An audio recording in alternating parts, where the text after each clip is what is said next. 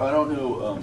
I don't know if you've got one. I've got a few of them back there. It's a CD that you can play like in your car or whatever. But what it is it's a collection of the sayings of Yeshua that lie outside of the four Gospels proper. A lot of them are in the New Testament. A lot of them are in the Apostolic Fathers.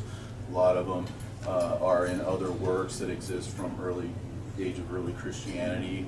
And what I've done is I've arranged them thematically and to whatever extent possible chronologically, like first things first, last things last, that kind of thing.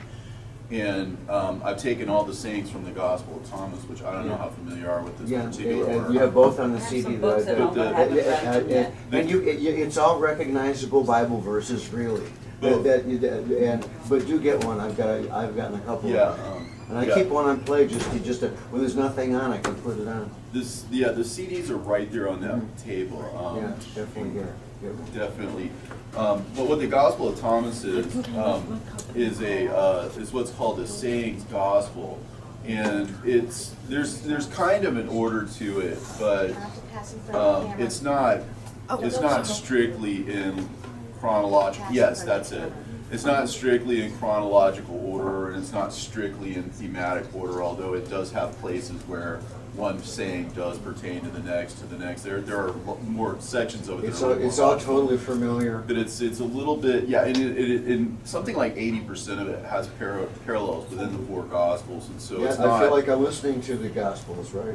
But that particular work is the Gospel of Thomas integrated with all of those other sayings, and they are arranged thematically and, like I said, somewhat chronologically, best I could do on it. And so as you listen to it, just bear in mind that it's over 370 different logians from different sources, like different times and different places. It has a little and musical sources. Interlude at the beginning that I really enjoy.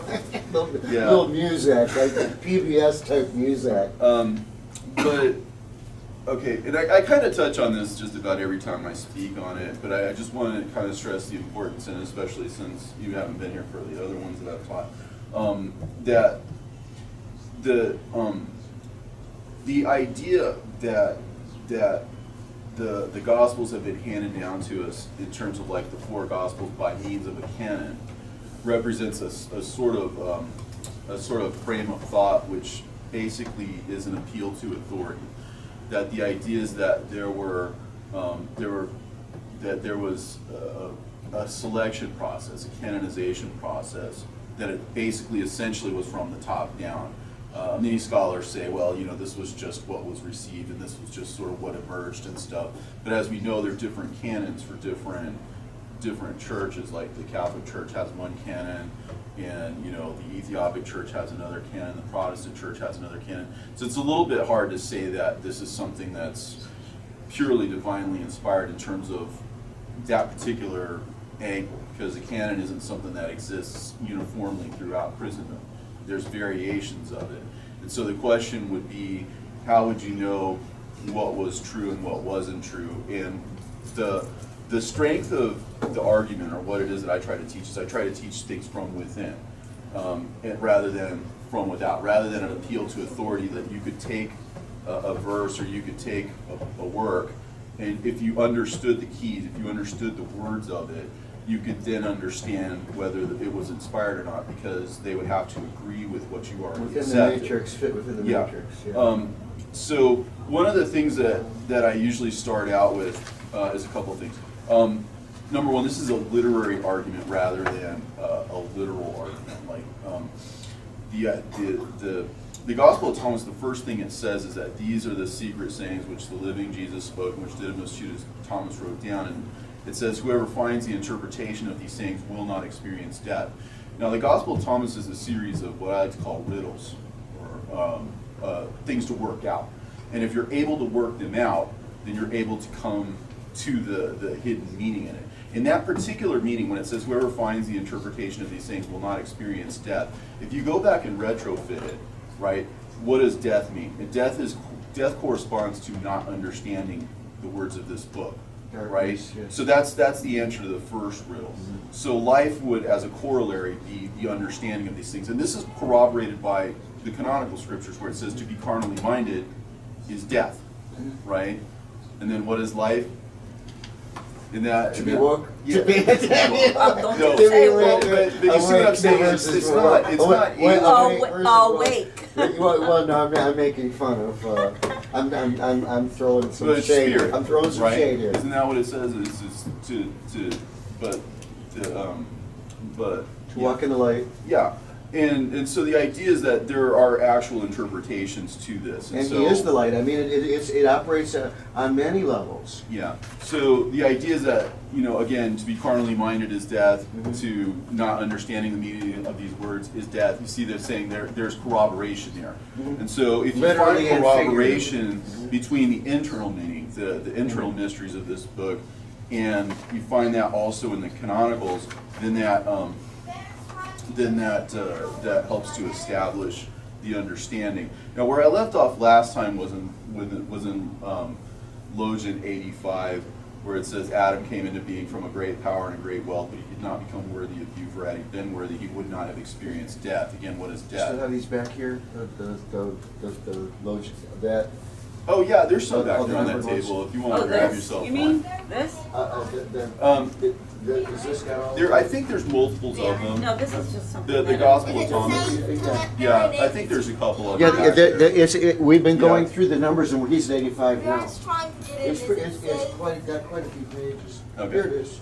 Oh, can I have one of That's those? Yeah, trying here to it One, get please, in. thank you. Yeah, we've So- been working through this, and we're up to 85 now, and that's, Oh, thank you. So yeah, the you can next, go back.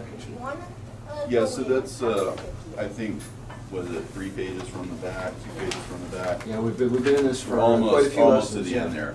This is Logian 86. But everything, but still, we're covering the same ground repeatedly in a sense here. Yeah. Well, and that's kind of the point. Yeah. You know how like the way we understand the New Testament is all is as a repetitive, isn't it? is there's a lot of it's kind of a repetitious nature in a way because It's poetic. if everything is about Yeshua and everything is about his sacrifice and his life, and you see in the Old Testament book after book after book being about the Son, being about the coming of Yeshua, even on the way to Emmaus, for example, as those people's eyes were being held, They didn't right? recognize him at first.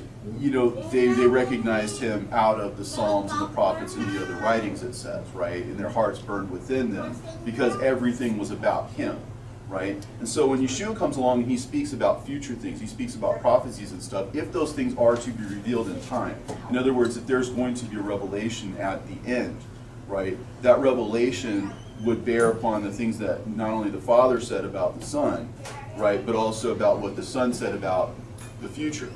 And that The those would Hindus be and the the Buddhists things. don't have any prophecies. None of the other faiths have prophecies that are being fulfilled, and he says the prophecies are there to prove his word true. Okay, so starting with 86. Drive out prophecies. Well, yeah. But it says the foxes have their holes and the birds have their nests, but the Son of Man has no place to lay his bed and rest. And that, of course, that has parallels in the canonicals, where it says, where does it say? In Luke, the question was asked of him, or told, a certain man said to him, Lord, I will follow thou wherever thou goest. And Jesus said to him, foxes have the holes and the birds of the air have their nests, but the Son of Man hath not where to lay his head. And the only addition here is rest. Now, rest is an interesting concept in the Gospel of Thomas because the second verse, going back to the very beginning of the book, it says that let him who seeks continue to seek until he finds. When he finds, he will become troubled, and when he becomes troubled, he will be astonished, and he will reign over the all. And if you look down in the Greek version of this, there's an additional saying. It says, and in reigning he shall rest. And the idea is that he's looking, seeking, until he finds, and when he finds, he is at rest. For the same reason that anything else, if you go looking for something and then you find it, there's no You don't more need need to to look go anymore. looking for it Right. because you found it, and so now you are at rest. So that's the concept of rest. Is And that Shabbat means rest. yes, and it's the seventh day, of course, So that is the day of rest. And so it corresponds. The idea is that you've come to the answer and now you can rest upon it or stand upon it or whatever. And so, but what is the fox? It's interesting because you find this in the canon where it Sometimes says, translated jackal. well,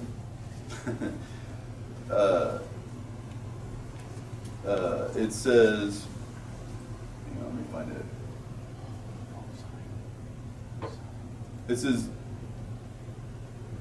It says some of the same day, this is in Matthew 23:31 through, what is that, 37? It says, the same day there came certain of the Pharisees, saying unto him, Get thee out and depart hence, for Herod will kill thee. And he said unto them, Go ye and tell that fox, right? So he's comparing Herod to a fox, right? And again, what is a hole? I mean, a hole is a well, it's in the earth, right, or in some kind of, something like den, right? But technically, as a hole is in the earth. But the idea is that if fox pertains to Herod, in other words, is a slimy, slippery, duplicitous, Also clever, whatever, illegitimate, leader. all the things you would associate with a fox, for example. He says, Go and tell that fox, Behold, I cast out devils and do cures today and tomorrow and the third day, right? And on the third day I shall be perfected. Nevertheless, I must walk today and tomorrow and the day following, for it cannot be that a prophet perish out of Jerusalem, right? And it says, O Jerusalem, Jerusalem, which killeth the prophets and stoneth them that are sent to thee, how often would I have gathered thy children together, as a hen doth gather her brood under her wings, and ye would not. Behold, your house is left to you in desolation. Verily I say unto you that you shall not see me until the time come when you shall say, Blessed is he that cometh in the name of the Lord. But in the book of 2 Peter, it talks about a day is as 1,000 years, and 1,000 years are as a day. And you read this also in the Epistle of Barnabas, which is another early Christian work, which is actually found in one of the early New Testament codices called the Codex Sinaiticus, which I think Dr. Missick said he's actually been to that monastery at St. Catherine's, I believe it is. He's spoken of that. But this was found in St. Catherine's Monastery, and it's known. But the idea is that if there are 7 days, that those 7 days correspond to 6,000 years plus the day of rest, which is the millennium, right? That's called chiliasm, right? And it's something how do you that, pronounce that? well, because there's 6 days given over to man. It's That called means what? it's chiliasm. Chiliasm. Until you say I'm going to chill out. But then 6 days are given over to man. Barnabas explicitly says that means that 6,000 years are given over to the activity of mankind, and on the 7th day, which is his day of rest, right, that we will, of course, be at rest and we will be made perfect, is what he says, right? So he talks about that perfection that comes on that day. Well, from the time of Yeshua's coming, there have been 2,000 years, so that's 2 days, right? So the third day, correspondingly, from the point of his coming, right, would be that same millennium, would be that 7,000th year.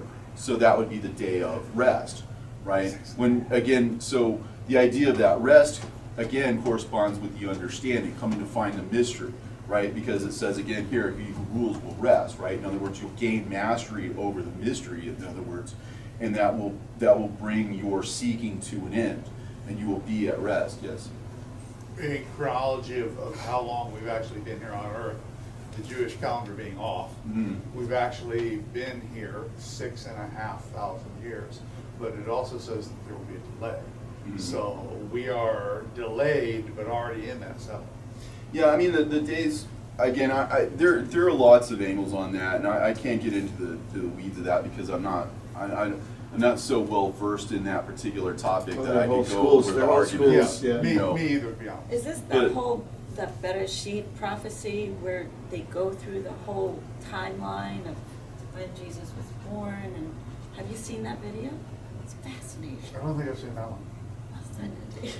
But anyway, what he's saying is that foxes have their holes and the birds have their nest. Birds, he also explains in the Gospel of Thomas, I mean, most of these things, see, the idea is that Scripture interprets itself. It doesn't all happen just in Thomas. It'll happen, you'll find keys in Peter, you'll find keys in all of the other Scriptures. And everything bears Parable on of the everything sower, else. his birds, Because the idea is that it's from the inside out, not from the outside in. What we've been going on is tradition. In other words, that's top down rather than bottom up. That's outside in rather than inside out. If you're able to interpret Scripture, then that gives you the inside out version of it. So somebody could say this is wrong, but if you have spiritual intuition, you could say no, it's right because this means this means that corresponds to this. You understand it from the inside. But he at this particular juncture doesn't have any place to lay his head and rest, because what is the rest? The rest comes on the seventh day. The rest comes from us coming to find the meaning and no longer having to look for it. You see, but as long as these evil people, the foxes, again, like your treacherous leaders, for example, or the birds, which we discussed as being the religious leaders at their time, of the time, have their nests. In other words, they have their establishments. They are established and they are They have entrenched. feathers, their nests. And because they want themselves, the foxes and the birds have their own established places of rest.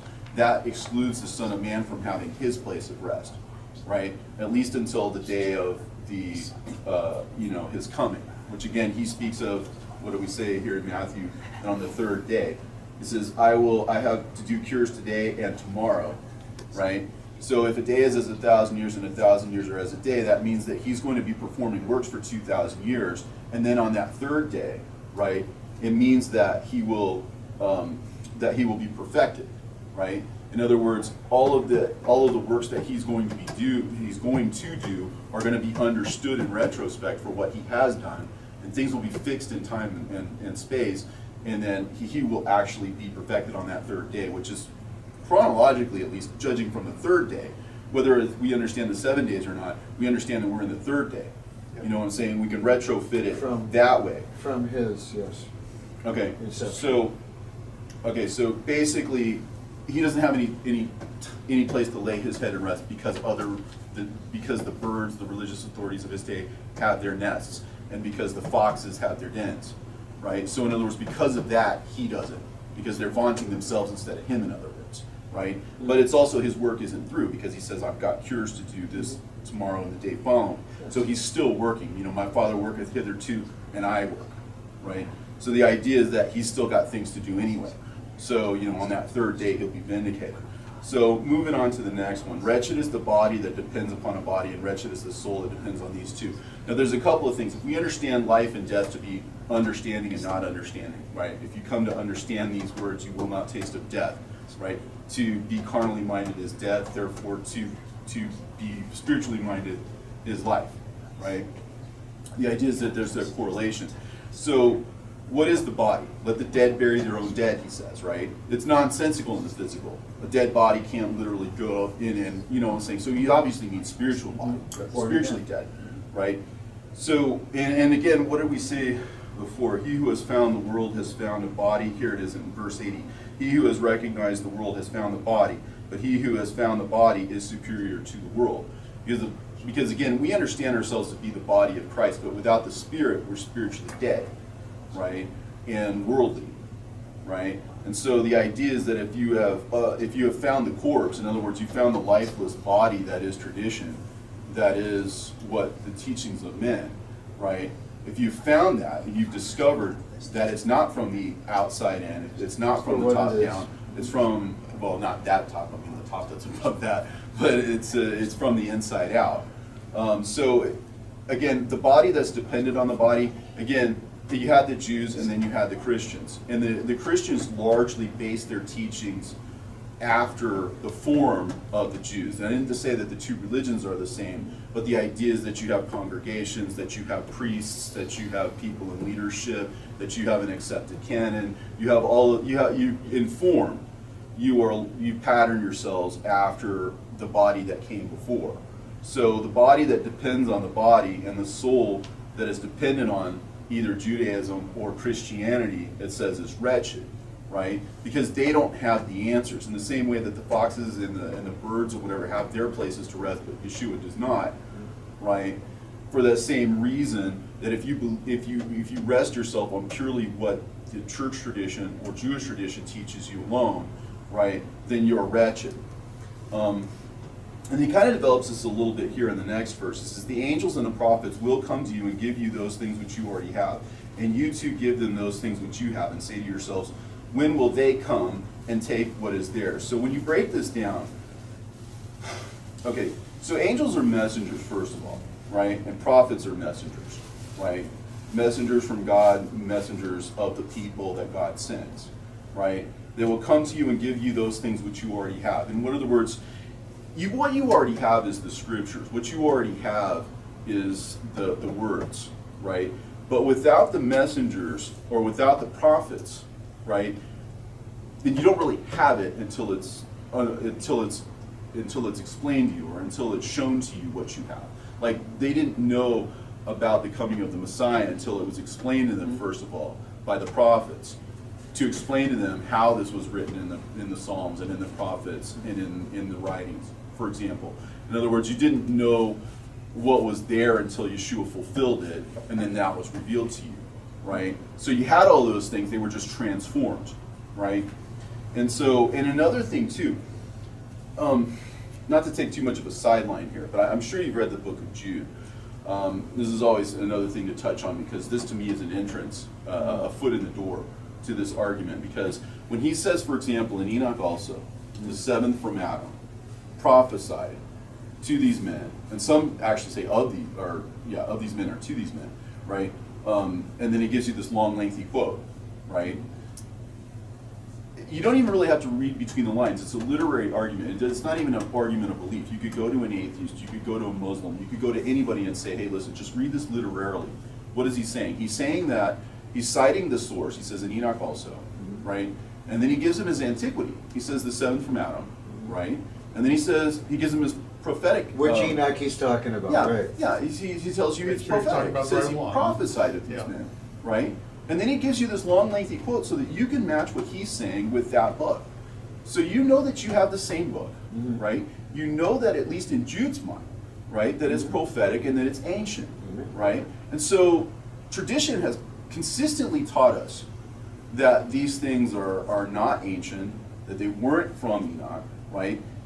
And they taught against essentially what Jude has said or taught that is objectively true. Like, you could say that you don't believe it, that's one thing, right?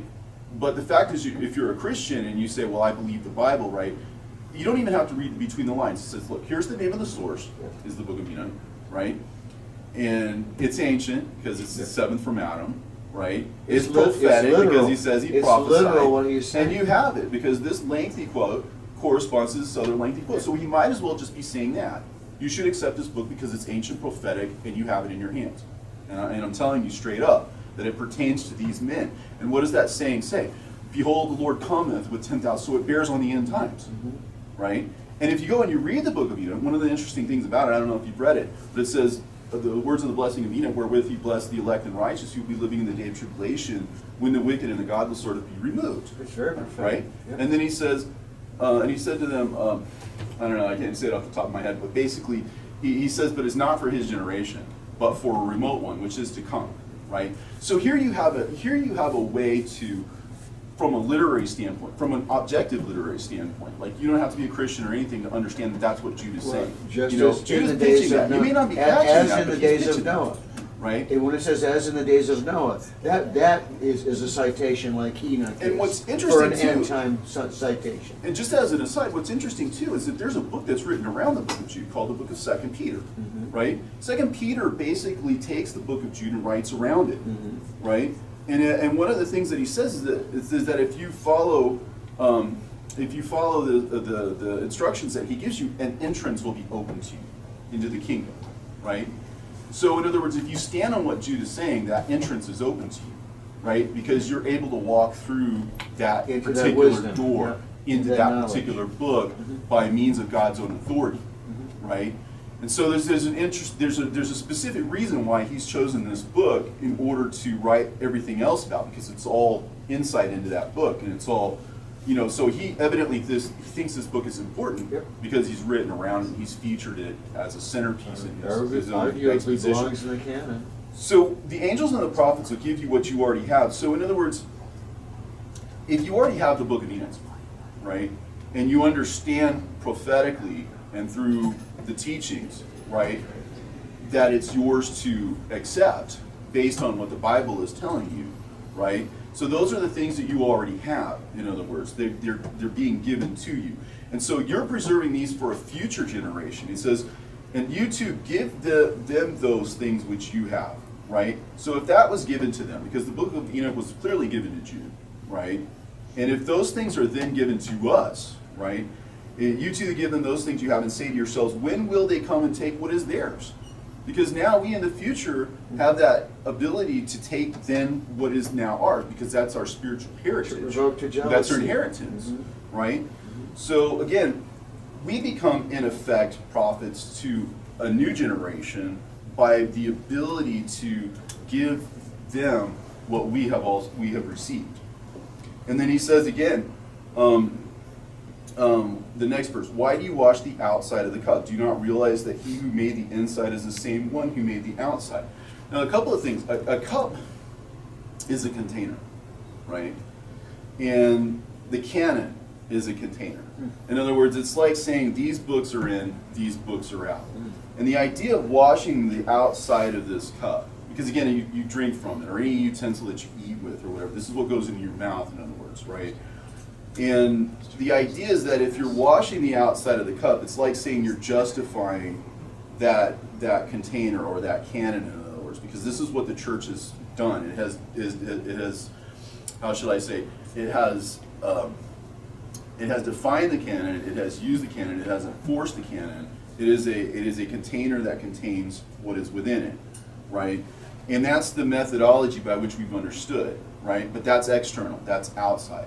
That's the idea of that. It's the argument from the outside in, right? And then he says, do you not realize that he who made the inside is the same one who made the outside? In other words, what is within that container, what is within that canon, for example, is, for example, Jude, right? If you read that book, right, then you understand that those limits don't exist, right? That they're there to keep you going around in circles and around in circles until that mystery is known, and then you can transcend it. Right? But then it's the same one who made the outside, in other words, the same one who preserved it to you by means of collection, right? Also has the ability to from the inside, free you from that limitation, right? And so that's demonstrated again through Jude, right? Just the idea that that the canon tells you that it transcends itself by means of itself, right? Gives you the ability again to transcend it.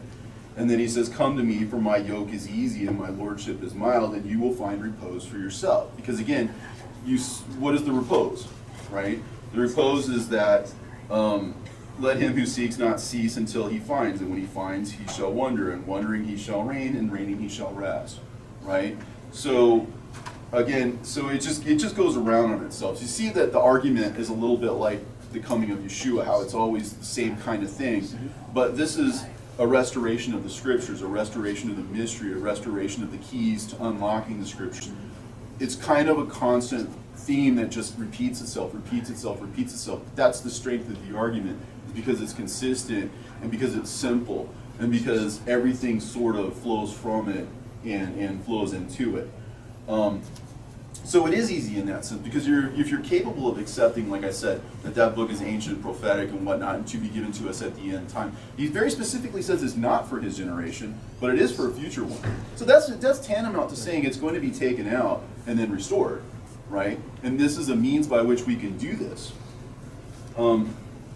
So it's easy if you understand it. It's difficult if you don't, right? And again, this next verse here, in 91, it says, he said to them, they said to him, tell us who you are, that we may believe in you. He said to them, you read the face of the sky and the earth, but you have not recognized the one who is before you, and you do not know how to read this moment, right? Okay, so in terms of the scripture, there's a heavenly level and there's an earthly level. The heavenly level is couched in earthly terminology. And so, in other words, if you understand the keys, that unlocks the heavenly meaning. If you understand the meaning of that which is given to you on the lower level, the immediate level, the fleshly level, right? Again, you're able to open up the heavenly meaning. But he says here, you read the face of the earth and the sky, right? The idea is that that's a surface level understanding or superficial understanding as opposed to a deep understanding. Because if you had had the deep understanding, you would have recognized him, the one who was before you, and you would also know how to read the moment. Again, because at the time of his coming, right, all of the scriptures were about him. At the time of his coming, all of the scriptures were about his coming, right? And because their superficial understanding at the time did not let them understand and accept that. And he develops the idea a little further in the next logion. He says, seek and you will find, yet what you asked me about in former times, in which I did not tell you then, now I desire to tell, but you do not inquire after it. Because again, if all of these things have to do with the transcendence of tradition and the transcendence of mankind's limited understanding, the transcendence of the outside of the cup, so to speak, or the outside in sort of authoritarian view of things, right? Once you've established yourself in that, and once you've come to accept that, then you're no longer looking, you're no longer seeking, you're no longer looking to find it because you're satisfied with tradition, you're satisfied with what you already know. And so now there are things that he's willing to tell you, but you're not open to them because it's not, you think you already have the answer. In other words, you're no longer seeking after them because you think you found that repose, when in fact you haven't, because he's telling you that you haven't. He's telling you that he has things yet to say to you, but you don't inquire. The next verse says, do not give what is holy to dogs, lest they throw them on a dung heap. Do not throw pearls to swine.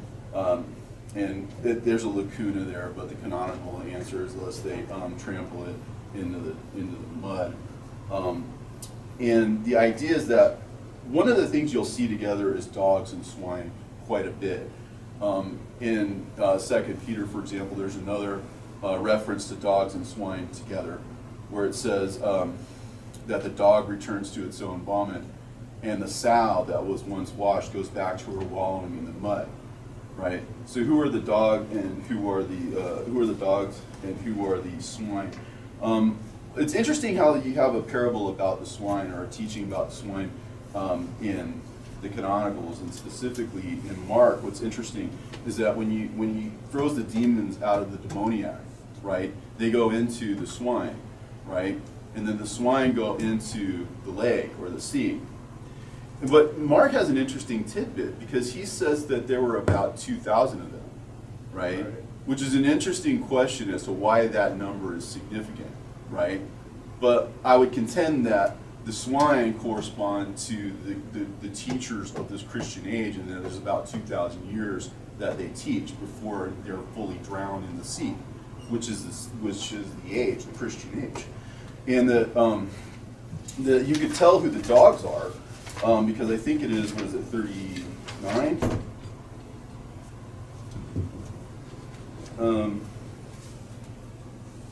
No, where is it? Let's see if I can find it. Anyway, he says that the Pharisees are like a dog sitting on top of a cattle trough, for they neither eat nor do they let the oxen eat, right? And the idea is, why does he compare the dogs to the Pharisees? See, it forms an interesting correspondence. If dogs refers to the Pharisees, and the swine can be inferred to refer to the Christian age or the Christian leaders, right? Then that explains why you see dogs and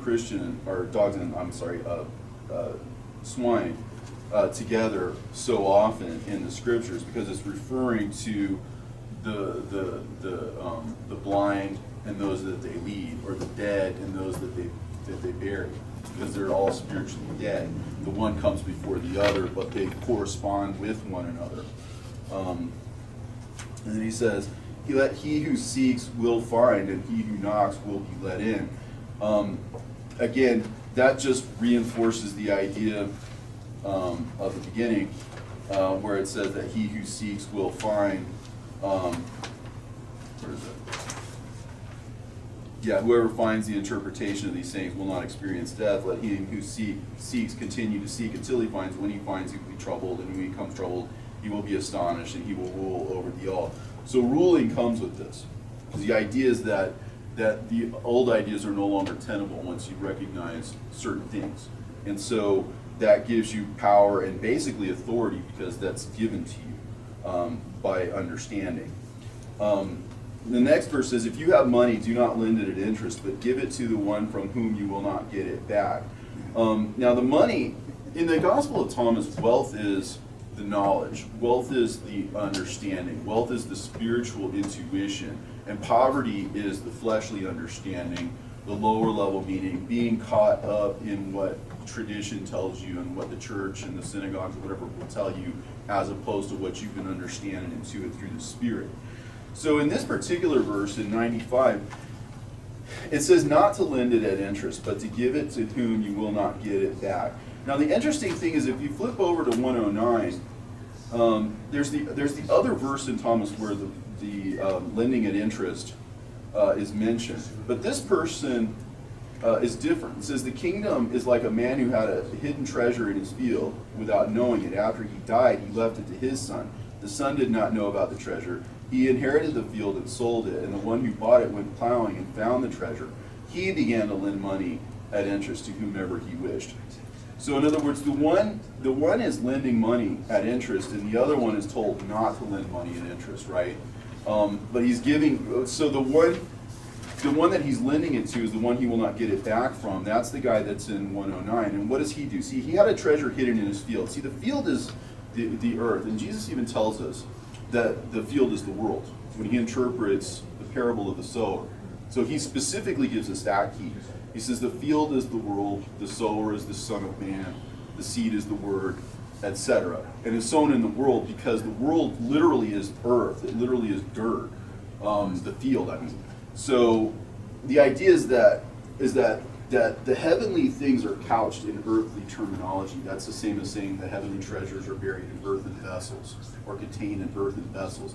The idea is that the heavenly has couched itself in earthly terminology so that through a passage of time it will be understood on a superficial and an earthly level. And that in time, the heavenly meaning can be sussed out of it and returned to its heavenly origin or its original intent. So when they had this money, what they did was instead of exacting the interest, if you will, because the interest is something like that's paid on a deposit. And so it has to, in a sense, be deposited. It's been deposited in the field for someone else to find in time. And the lending at interest means that they're owed a dividend on what was deposited. So if you were taught incorrectly, and then the message is then subsequently revealed at some point during the seventh day, presumably, or the third day, depending on which one you're looking at. But they're the same day, the day of rest, the seventh millennium, in other words, what it speaks of in Revelation, the 1,000 years, and of course, a 1,000-year period where we rest and are kings and priests under Yeshua. But the interest that is owed in a sense because they were indebted, who spoke the mystery incorrectly, and that they, in a sense, owe this debt. And there's other places in the Gospel of Thomas where it says, let him who is rich renounce it, or who has power renounce it, and let him who has grown rich be king. Right? The idea is to grow rich has to do with finding the mystery or finding the Spirit, right?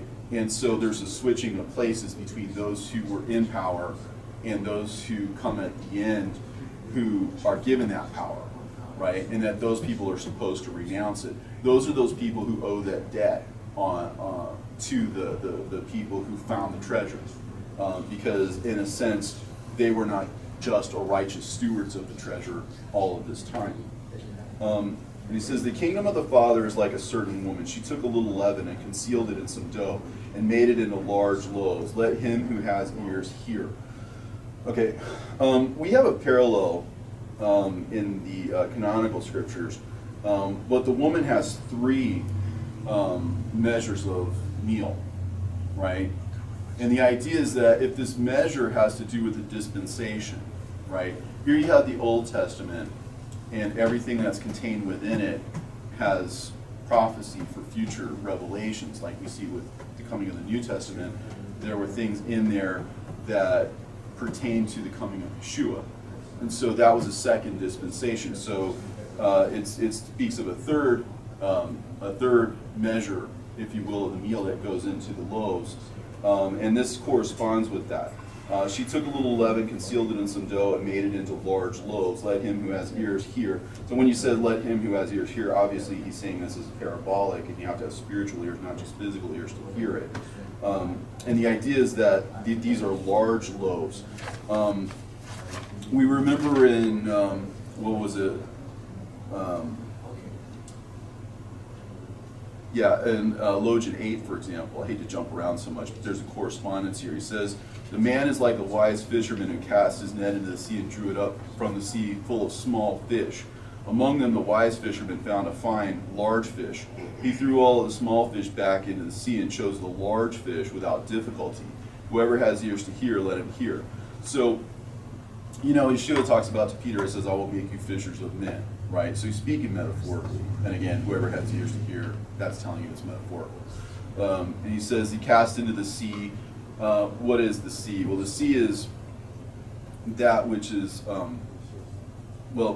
in a sense, the sea is the age, because you go from one end of it to the other end of it in terms of when they get to the other side or whatever, once he calms the wind and the waves or whatever, they immediately reach the other side, which corresponds thematically to everything is at rest. And he says that he found a large fish. See, the large here is defined as fine, right? So largeness in the Gospel of Thomas has to do with correctness or being fine, and smallness in the Gospel of Thomas has to do with imperfection, right? So once you find the perfection, once you find the unitary thought, in other words, the singular idea, the singular thought behind it, then that becomes the large fish. Or in other words, the fish, of course, has to do with Christianity. That there are all these different small denominations, all these different small fish, in other words, but there's only one true meaning in Christianity, and that's the large fish. And then there's another place where he talks about the sheep that wandered off, and Thomas mentions that sheep that wandered off as being the largest. So that idea is that the largeness corresponds to the singularity of the wholeness of that sheep or of that fish, or in this particular case, of that loaf, right? So the idea is that the loaves, if you will, are large because they are fine, because they are perfect, because they are complete.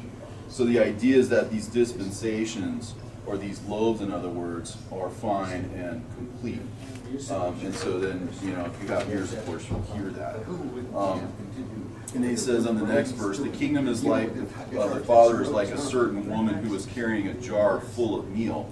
While she was walking on the road, still some distance from home, the handle of the jar broke, and the meal emptied out behind her on the road. She did not realize it. She had noticed no accidents. When she reached her house, she set the jar down, and it was empty. So again, we were talking about containers. Well, what is the jar and what is the meal?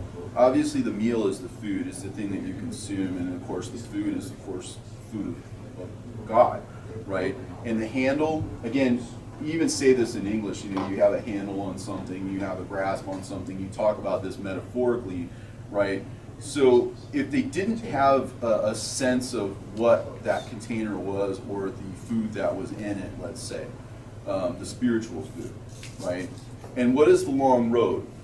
Well, again, the road is the time between then and the setting down of the jar, right? Which is the establishing of the canon, in other words, because the idea is that that container contained food within it, right? And it's contained within the confines of the container. Now, once she doesn't have a handle of this, right, then all of the meal, or all of the spiritual food, in other words, is basically gone. by the time that is fixed or by the time that is set down, right? But of course, she didn't realize it because, again, the same reason that you don't understand that you're supposed to read the book of Enoch, because by the time you've established a canon, by the time you've set it down, by the time you've settled it, right, that thought has left your mind. You're not able to recover that. You know what I'm saying? Based on the fact that it's left, that you've left it in the past, you've left it behind. Yes. I was gonna say something, well, I was saying that maybe she took it for granted that when she picked it up, she understood it, she took it for granted, but by the time she got to her destination, she didn't realize that she didn't, like you said, like she didn't really have a firm grasp on it. She took it for granted that when she picked it up, it would be there when she got to the end, but then when she got to the end, she realized it wasn't there anymore. Right. Yeah, Right. and that road basically is tradition. The idea is that's the path that everybody takes. You know, that which is, that which is common that everybody takes. So it kind of corresponds in that sense too. But yeah, she didn't realize, I guess, that anything was wrong. And that's I think corresponds to us in our time, because we look at the canon, we don't see anything wrong about it, being what it is, right? But just on the surface of it, like I mentioned before, it's a slippery slope, if you will, to believe in that to begin with. Because if there are other books, you've already excluded them just by means of accepting that one thing. You see what I'm saying? And so you're convinced you have the right answer, and because you're convinced that you have the right answer, you don't go looking for any other answers. Like you said before, I have things to tell you now, but you're not listening, you're not looking for them, right? You're not interested in finding them. The next one says that the kingdom of the Father is like a certain man who wanted to kill a powerful man. In his own house he drew his sword and stuck it into the wall in order to find out whether his hand could carry through. Then he slew the powerful man. Now, the interesting thing is, where does it say that judgment begins? The judgment begins at the house of God.